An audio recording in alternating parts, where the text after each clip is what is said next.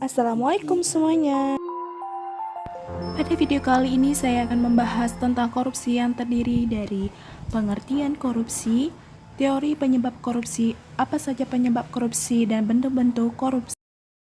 Selamat menyaksikan.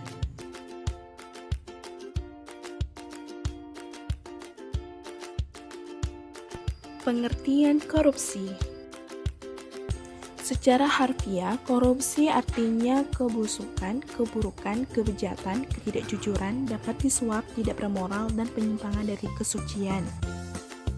Menurut salah satu pakar, yaitu Robert Klitgard, suatu tingkah laku yang menyimpang dari tugas-tugas resmi jabatannya dalam negara di mana untuk memperoleh keuntungan status atau uang yang menyangkut diri pribadi atau perorangan, keluarga dekat, kelompok sendiri, atau dengan melanggar aturan pelaksanaan yang menyangkut tingkah laku pribadi. Secara yuridis, Undang-Undang Nomor 31 Tahun 1999 JOB dan Undang-Undang Nomor 20 Tahun 2001. Pengertian korupsi adalah setiap orang yang secara melawan hukum melakukan perbuatan memperkaya diri sendiri atau orang lain yang suatu korporasi yang dapat merugikan keuangan negara atau perekonomian negara. Teori penyebab korupsi. Pertama, teori Robert Klitgard CDA teori. Menurut teori ini, korupsi terjadi karena adanya faktor kekuasaan dan monopoli yang tidak dibarengi dengan akuntabilitas. Kedua, teori Donald R. Creasy Fraud Triangle Theory. Menurut teori ini, tiga faktor yang berpengaruh dalam fraud atau kecurangan adalah kesempatan, motivasi, dan rasionalisasi. Ketiga faktor tersebut memiliki derajat yang sama besar untuk saling mempengaruhi. Ketiga, teori willingness and opportunity to corrupt.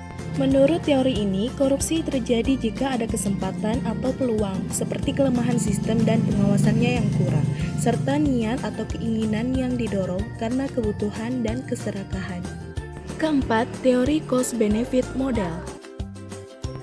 Menurut teori ini, korupsi terjadi jika manfaat korupsi yang didapat atau dirasakan lebih besar dari biaya atau risikonya. Kelima adalah teori Jack Boulogne Theory. Menurut faktor penyebab korupsi adalah keserakahan, kesempatan, kebutuhan, dan pengungkapan. Keserakahan berpotensi dimiliki setiap orang dan berkaitan dengan individu pelaku korupsi. Berdasarkan motivasi perilaku, korupsi dibagi menjadi 5, yakni korupsi karena kebutuhan, karena ada peluang, karena ingin memperkaya diri, karena ingin menjatuhkan pemerintah, dan karena ingin menguasai suatu negara. Apa saja penyebab korupsi? Faktor penyebab korupsi ada dua, yaitu internal dan juga eksternal. Pertama, ada faktor internal seperti sifat tamak, kedua gaya hidup konsumtif, dan yang terakhir adalah moral yang tidak kuat. Lalu yang kedua ada faktor eksternal seperti politik, hukum, ekonomi, dan juga organisasi. Bentuk-bentuk korupsi. Bentuk pertama adalah kerugian keuangan negara, yaitu di mana orang menyalahgunakan kekuasaannya dengan tujuan menguntungkan diri sendiri. Contohnya adalah para koruptor. Bentuk kedua adalah suap, yaitu melibatkan sejumlah pemberian dari seseorang. Contohnya koruptor menyuap hakim, dan yang kedua adalah siswa menyuap guru untuk mendapatkan nilai yang baik. Bentuk yang ketiga adalah penggelapan dalam jabatan. Artinya melakukan pemalsuan dalam jabatannya dengan cara mengkhianati kepercayaan yang telah didapat demi keuntungan pribadi. Contohnya, pejabat desa menaikkan jumlah penerima dana bantuan dari jumlah aslinya karena sisanya ingin juga ia rasakan. Bentuk yang keempat adalah perbuatan curang, artinya menggunakan tipu muslihat demi mencapai tujuan tertentu.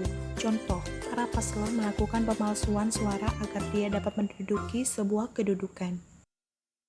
Bentuk yang kelima adalah pemerasan, yaitu membujuk seseorang agar mau bekerja sama, contohnya pemerasan polisi oleh pengusaha atau pejabat agar tidak ditangkap. Bentuk yang keenam adalah gratifikasi, artinya sifatnya seperti hadiah, namun terbuka dan juga tidak rahasia, namun samakan. Contohnya adalah para oknum yang memberi imbalan atau hadiah kepada saksi berupa uang, jasa, ataupun keuntungan. Bentuk yang terakhir adalah benturan kepentingan dalam pengadaan, yaitu di mana orang yang sengaja, langsung atau tidak langsung, turut serta dalam pemborongan, pengadaan, dan persewaan sehingga terjadi benturan kepentingan dalam pengadaan. Contohnya orang yang ditugaskan untuk melakukan sesuatu, namun karena hasratnya yang tinggi, dia lebih mementingkan tujuan pribadi daripada tugas yang telah menjadi kewajibannya. Baik, sekian penjelasan kali ini mengenai korupsi. Diharapkan dapat diterapkan melalui gerakan anti korupsi dalam kehidupan sehari-hari. Jangan lupa sebagai generasi penerus, kita berkewajiban memberantas apa yang berdampak buruk bagi negara kita. Ayo pantang mundur lawan korupsi untuk Indonesia aman dan jaya.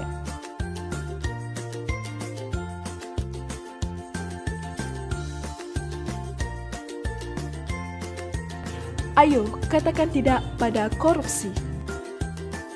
Sekian dan terima kasih. Wassalamualaikum warahmatullahi wabarakatuh.